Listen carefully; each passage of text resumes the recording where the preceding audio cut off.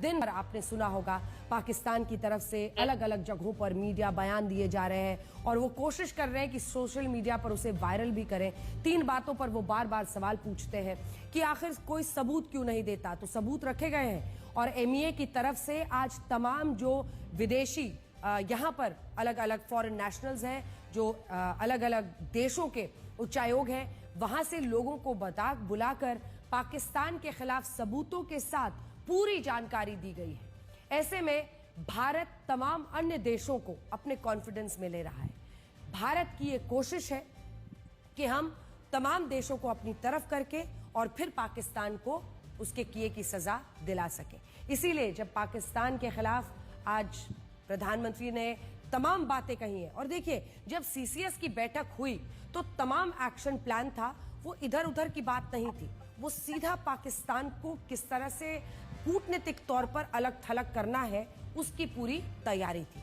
और इसी कड़ी में प्रधानमंत्री नरेंद्र मोदी ने आज बिहार में जब हुंकार भरी तो पूरे देश को एक उम्मीद जागी है कि कुछ न कुछ होगा और बड़ा होगा।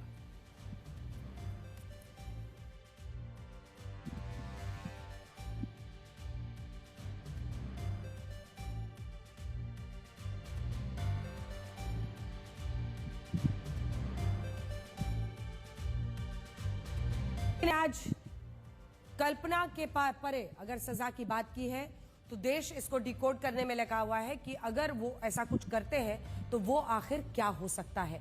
पीओके को भारत में मिलाने के लिए देखिए अब हम आपको वो बता रहे हैं कि क्या क्या एक्शंस हो सकते हैं। पीएम ने जो बातें कही हैं उसके हिसाब से भारत के पास 3 बड़े एक्शंस करने की गुंजाइश बनती है। पहला, पाकिस्तान ऑक्यूपाइड कश्मीर यानी पीओके को भारत में मिलाने के लिए स्पेशल मिलिट्री ऑपरेशन शुरू कर सकता है। जिस तरह से रशिया ने यूक्रेन के खिलाफ स्पेशल मिलिट्री ऑपरेशन शुरू किया था, ये उसी तरह का सैन्य ऑपरेशन हो सकता है। पाकिस्तान ही नहीं, दुनिया के किसी भी देश के लिए भारत का ये एक्शन कल्पना से परे ही होगा। आज तक पीओके को लेकर भारत और पाकिस्तान में जुबानी जंग कई बार हुई है, लेकिन जमीनी लड़ाई नहीं हुई है।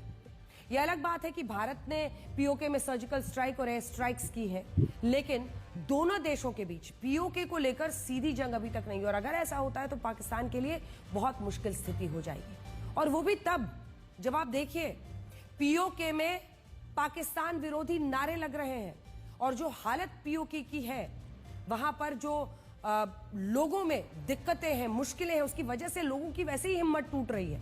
वैसे जहां तक रशिया और यूक्रेन की बात हम कर रहे थे, ये बात सही है कि रशिया ने यूक्रेन के खिलाफ स्पेशल मिलिट्री ऑपरेशन शुरू किया था और तब उसे लगा था कि यह सैन्य ऑपरेशन मात्र 10 दिन चलेगा, लेकिन सच ये है कि 3 साल बाद भी ये युद्ध खत्म नहीं हुआ।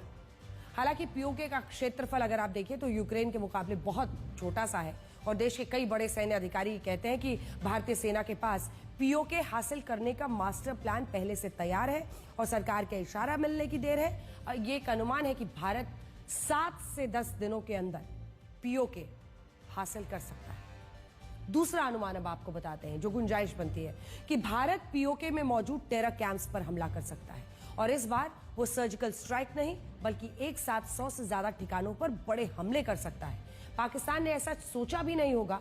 भारत ने 2016-2019 में सर्जिकल और एयर स्ट्राइक्स किया है, लेकिन आपका ये आकलन मतलब अगर हम देखें तो कई जो एक्सपर्ट्स हैं वो ये आकलन कर रहे हैं कि भारत एक साथ 100 से ज्यादा ठिकानों पर एक जिसको कहते हैं कार्पेट बॉम्बिंग अटैक्स का ऐसे हमले कर सकता है, क्योंकि इन तमाम जगहों पर अगर आप देखिएगा तो लॉन्च पैड्स मौजूद हैं, आतंकियों के लॉन्च पैड्स।